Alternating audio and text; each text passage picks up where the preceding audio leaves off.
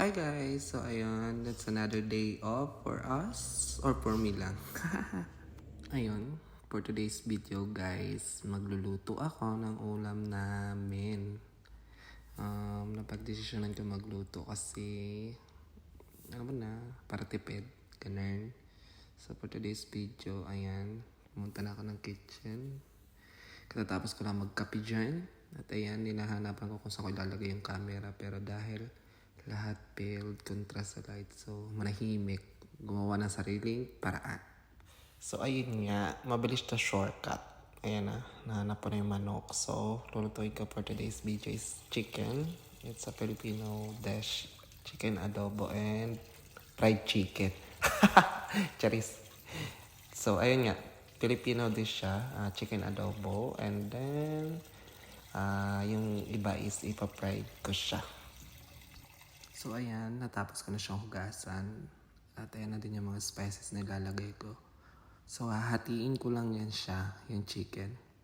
Hahatiin ko yan siya. Tapos, yung iba i-adobo ko. Tapos, yung iba is ipa-fried chicken ko lang. Ayan yung mga spices na ilalagay ko sa fried chicken and then adobo. Ayan, chicken curry, turmeric, mga ganyan. Curry powder, barbecue, salt, ganon. Ayan, nati ko na yung manok. Nahiwa ko na din yung mga kakailanganin ko. Onion, garlic, lahat. At nag-start na ako mag-gisa dyan. Ayan, yun na. Ganyan, sutay-sutay lang. Chares! Sutay lang. So, ayan, ganyan. Sutay-sutay lang. Tingnan natin. Start na ako ng adobo ka dyan. Filipino dish. Ayan. Nilagay ko na rin yung chicken. Para okay na ang lahat. Para wala na tayong iisipin. Wala na tayong paproblemahin. Para mabilisan lang. At nilagay ko na din yung potato, patatas, in our language. And then, ayan. Naglagay din ako ng hindi yan measure. Hindi ko na measure yan. Pero cup yan ng water. Tapos after that, na kapag kumulo na siya, pag super init na, ayan, after mga 5 minutes siguro. At ayan guys, charan! Ang bilis, diba? Ang bilis. Luto na siya. So ayan, ang next ano ko na dyan is magpa-fry na ako ng chicken. Ayan na yung fried chicken. Inano ko muna siya, binabad ko muna siya for 5 minutes. Or 10 minutes or 15, I don't ko alam. Hinayaan ko lang siya kasi nagluto ako kanina. Then, lagay ko na siya dyan sa itlog. Tapos, harina. Isa-shake ko lang siya doon. And then, ayan na. Kita mo? Bright na. Ganda ng texture niya, diba? Para siyang pang,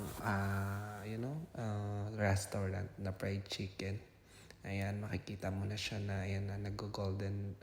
Golden siya kanina, ngayon brown. Nagba-brown na talaga siya. It means, ganyan na, luto na yan siya. So, ayan guys, at least nakikita nyo kung paano yung day off ko kapag hindi ako lumalabas. I'm not going outside, even in the mall or what. I'm just cooking our food for like, until siguro hanggang tomorrow yan. Until tomorrow yan. Makakain pa namin yan. At ayan yung fried chicken. Ayan yung textures niya. Parang pang restaurant talaga.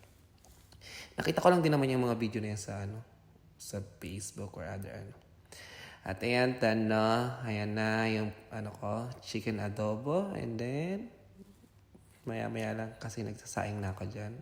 Thank you guys!